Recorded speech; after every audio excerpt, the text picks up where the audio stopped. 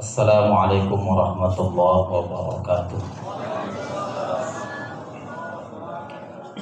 Alhamdulillahirabbil alamin. Wassalatu wassalamu ala asyrafil anbiya'i wal mursalin wa ala alihi wa ashabihi ajma'in.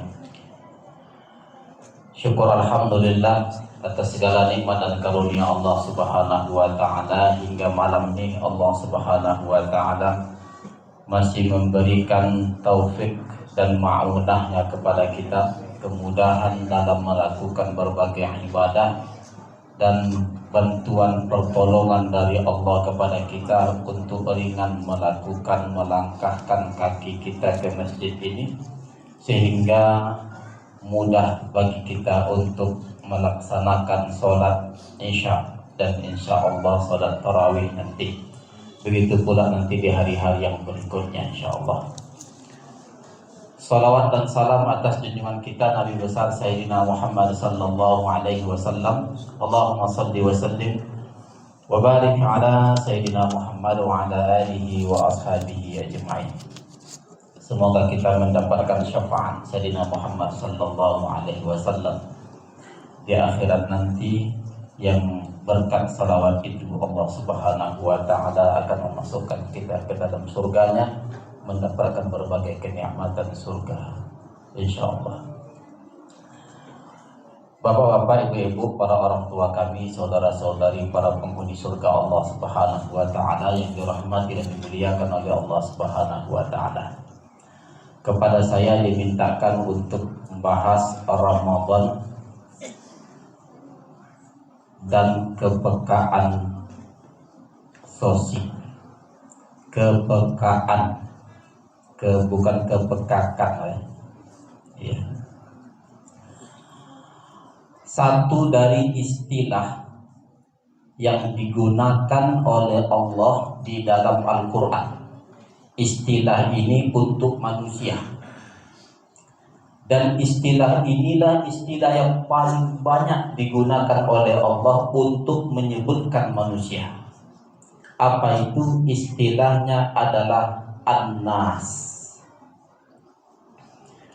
Tidak kurang dari 240 kali disebutkan di dalam Al-Quran istilah An-Nas itu. Banyak istilah yang lain. Ada istilah Al-Insan, ada istilah Al-Ins, ada istilah Unasun, ada istilah Bashar, ada istilah Bani Adam, ada istilah Dzurriyyah Adam, dan begitulah seterusnya. Dan istilah yang paling banyak digunakan oleh Allah untuk menyebutkan diri kita ini sebagai manusia adalah istilah An-Nas. Ternyata kata An-Nas ini menunjukkan pada kita sebagai manusia yang tidak lepas dari orang lain. Kalau istilah kita, manusia makhluk sosial. Selama ini mungkin kita lupa siapa diri kita, sehingga kita mementingkan diri kita sendiri. Kita lebih banyak di rumah, kita lebih banyak di kantor, menyendiri, tak peduli dengan orang lain. Ketika Ramadan datang, Allah Subhanahu wa taala ingin mengingatkan kita sebagai manusia makhluk sosial itu. Maka Ramadan ini kan ghirah, semangat kita untuk bertemu dengan orang itu tinggi, terutama orang-orang soleh. Mulai dari waktu subuh kita ke masjid, bertemu dengan orang soleh, bergaul dengan orang soleh. Waktu zuhur kita ke masjid, semangat untuk masjid itu tinggi. Selanjutnya waktu asar kita pun ke masjid, berjamaah, bertemu dengan orang-orang soleh. Waktu maghrib, terutama waktu isya, paling ramai, paling banyak. Dilanjutkan dengan tarawih. Selanjutnya bagi yang tadarus, bagi yang berada di tempat-tempat lain juga bersama dengan orang lain. interaksi kita pada manusia di bulan Ramadan ini semakin meningkat. Ini menunjukkan bahwa Allah Subhanahu wa taala melalui bulan Ramadan ini ingin mengingatkan kita, kau tuh tidak bisa sendiri.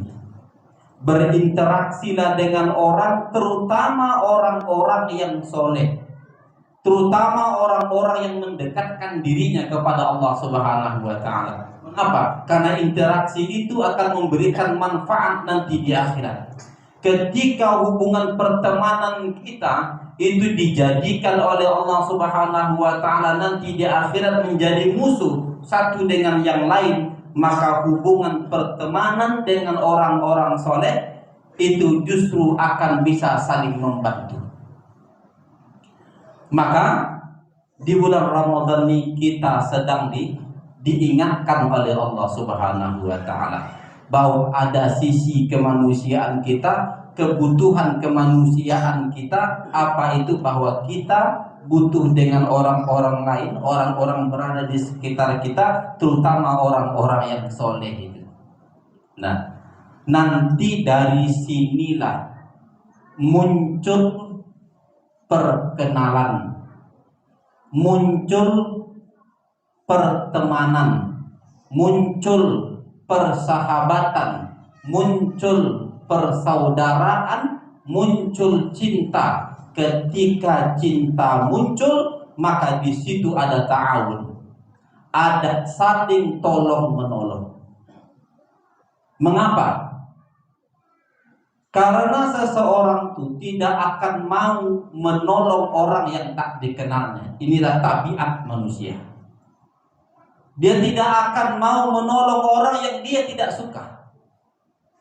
Tetapi ketika interaksi kita dengan orang baik, lalu kita mengenal dia, lalu muncul persaudaraan, lalu muncul cinta, ketika dia butuh dengan bantuan kita, kita siap membantunya. Sebagaimana kita cinta kepada istri dan anak kita, apapun akan kita lakukan. Cinta kita kepada orang tua mertua kita, apapun akan kita lakukan. Cinta kita kepada saudara-saudara kita, kita siap membantu mereka. Jadi rasa cinta inilah yang mulai terkikis dari diri kita. Cinta kepada sesama umat Islam, sesama orang yang beriman, cinta kepada orang-orang soleh. Maka di dalam Al-Quran, surat Al-Kahfi, surat yang ke-18, ayat yang ke-28, Allah Subhanahu wa ta'ala memerintahkan kita bukan hanya untuk membersamai orang-orang yang beriman, bukan hanya untuk membersamai orang-orang soleh, tetapi memerintahkan kita untuk bersabar dalam kebersamaan itu. Apa kata Allah Subhanahu wa ta'ala? Wasbir nafsaka ma'al ladina yad'una rabbahum bil ghadati wal 'ashyi yuriduna wajha. Kata Allah, sabarkanlah dirimu, sabarkanlah dirimu bersama dengan orang-orang yang menyeru Tuhannya di waktu pagi dan sore hari untuk mengharapkan hanya ridho Allah Subhanahu wa ta'ala. Perintah pada ayat itu bukan hanya kebersamaan Bapak Ibu rahmati Allah, tetapi perintahnya adalah mempertebal kesabaran. Karena kita tuh kalau bersama dengan orang soleh, godaan setannya besar. Bersama dengan orang soleh itu biasanya pantat ketika duduk sering goyang, sering tidak nyaman. Selanjutnya kita memilih untuk keluar, kita memilih untuk beranjak, panas rasanya. Mengapa demikian? Karena boleh jadi kita melihat mereka miskin. Karena biasanya dulu di zaman baginda Muhammad sallallahu alaihi wasallam, Orang-orang yang diperintahkan di dalam ayat tadi untuk membersamai mereka itu rata-rata orang miskin semuanya. Sehingga orang-orang munafik itu tak mau bersama dengan mereka. Para sahabat Nabi yang berada di masjid, yang tidak punya rumah, yang makan pun dikasih sama orang, yang mohon maaf bajunya jarang dicuci, yang bau badannya itu akan tercium oleh orang lain. Maka ketika orang-orang munafik berada di situ bersama dengan mereka, mereka akan beranjak. Mengapa? Satu, status sosial kita tidak sama. Kau orang miskin, aku orang kaya. Yang kedua, bawa agak lain sedikit. Nah, maka kalau ada seseorang yang tak suka dengan orang soleh, seseorang yang tak suka dengan orang-orang yang dekat kepada Tuhan, walaupun dia miskin, walaupun dia minta-minta, nanti pada akhirnya membebani kita dan begitu dan seterusnya. Ketika kita tidak suka bersama dengan mereka, maka di situ ada ciri hati-hati. Di situ ada ciri kemunafikan. Ada sifat kemunafikan. Semua orang yang tidak suka dengan orang yang beriman adalah menyimpan sifat munafik pada dirinya. Waliyadzubillah, kalau itu terus dilanggengkan oleh dia, maka pada akhirnya tertanamlah kemunafikan itu, sehingga dari awalnya tadi sifatnya munafik, berubahlah dia menjadi munafik yang berada di dalam hati, yang sering disebut dengan munafik i'tiqad. Kalau sudah munafik i'tiqad, maka kafirlah dia. Kapan itu terjadi? Di akhir hayat. Kita tidak tahu, kita sholatkan juga dia, kita kuburkan juga dia di perkarangan perkuburan orang Islam, tetapi sesungguhnya dia sudah mati dalam kondisi kafir. Waliyadzubillah. Jadi kalau seperti itu, maka Allah Subhanahu wa taala mengatakan, wasbir nafsaka, sabar-sabarkanlah dirimu bersama dengan orang-orang yang menyeru Tuhannya pada waktu pagi dan sore hari. Itu artinya bahwa menyeru Tuhannya pada setiap waktu. Karena satu kaidah dalam ilmu tafsir, ketika disebutkan dua sisi sesuatu, maka maksudnya adalah segala sisi, yang dia hanya mengharapkan ridho Allah Subhanahu wa taala. Lalu apa kata Allah Subhanahu wa taala lagi? Wala ta'du 'ainaka 'anhum turidu zinatal hayatid dunya. Jangan engkau berpaling dari mereka. Ketika Allah perintahkan kita untuk bersabar bersama orang-orang yang beriman tadi, maka Allah larang kita berpaling dari mereka karena ingin mengejar dunia. Ini duniamu lebih baik daripada yang di sana. Kebersamaanmu dengan orang-orang yang beriman itu lebih baik daripada kebersamaanmu dengan orang-orang yang tidak jelas di luar sana. Mengapa? Karena kebersamaan kita menimbulkan cinta. Kecintaan kita itu, kata Rasulullah SAW, akan menggolongkan kita pada siapa yang kita cintai. Al-mar'u ma'a man ahabbah, kata Rasulullah SAW. Seseorang itu bersama dengan orang yang dicintainya. Kalau dia cinta, suka kepada orang-orang soleh, dia akan dinisbahkan kepada orang soleh. Tapi kalau dia suka cinta bersama dengan orang-orang jahat, orang-orang kafir, orang-orang yang tidak jelas, maka dia akan dinisbahkan kepada orang-orang tersebut. Jadi hati-hati terkait dengan kesamaan. Ramadan ini mengajarkan kita untuk membersamai orang-orang soleh. Nanti setelah Ramadan, kebersamaan itu jangan diputuskan, dilanjutkan. Orang-orang soleh itu berada pada dua tempat saja, Bapak Ibu rahmati Allah. Pertama berada di masjid, yang kedua berada di majelis ilmu, majelis ta'lim, majelis salawat, majelis zikir dan lain sebagainya. Cuma di dua tempat ini saja orang-orang soleh berada di situ. Maka sempatkanlah kita untuk berada bersama dengan mereka. Tradisi 1 bulan ini yang kita lalui di bulan Ramadan ini, jangan putus sampai di bulan Ramadan saja.